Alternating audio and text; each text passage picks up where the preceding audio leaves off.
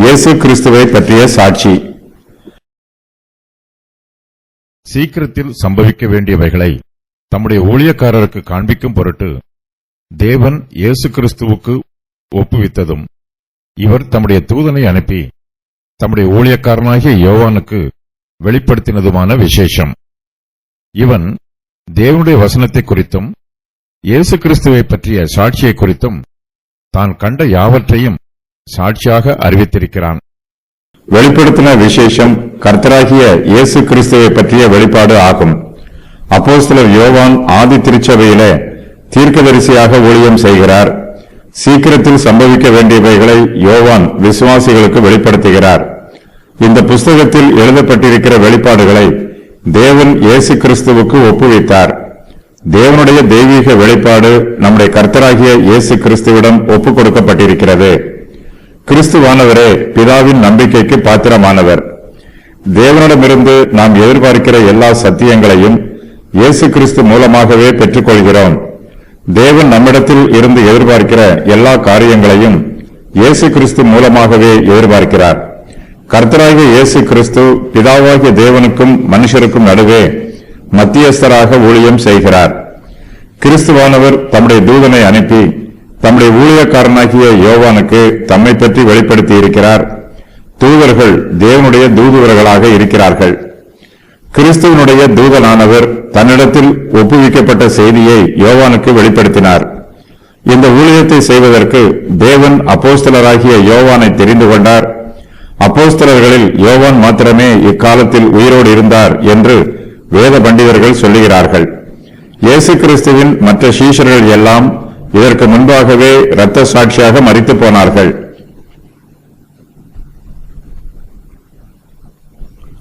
யோவான் இயேசு கிறிஸ்துவை பற்றிய வெளிப்பாட்டை சபைக்கு வெளிப்படுத்துகிறார். தேவனை பற்றிய சத்தியத்தை அறிந்து கொள்ளக்கூடிய உரிமை அவருடைய பிள்ளைகளுக்கு உண்டு. இந்த புஸ்தகத்தில் சீக்கிரத்தில் சம்பவிக்க வேண்டியவைகள் எழுதப்பட்டிருக்கிறது.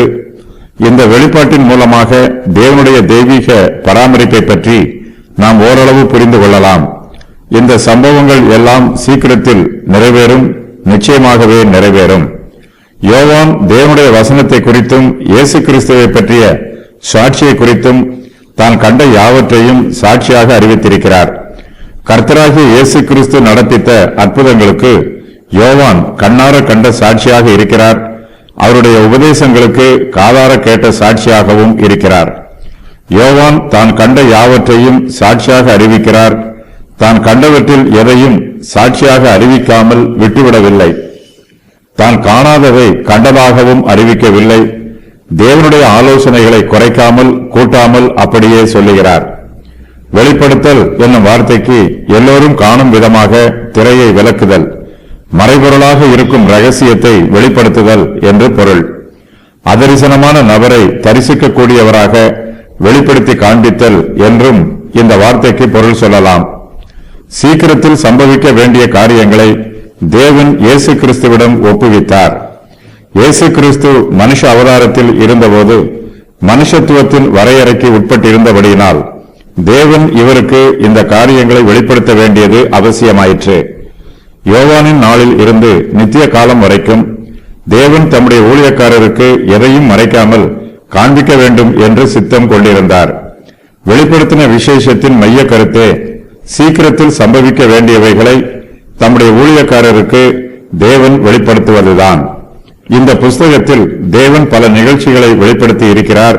அவையாவன: சபை காலம் முழுவதற்கும் உரிய நிகழ்ச்சிகள், பரலோகத்தின் நிகழ்ச்சிகள், தானியேலின் 70வது வாரமாகிய வருங்கால உபத்திரவத்தை குறித்த நிகழ்ச்சிகள், 1000 வருஷ அரசாட்சியின் நிகழ்ச்சிகள், புதிய வானம் புதிய பூமி ஆகியவற்றின் நிகழ்ச்சிகள்.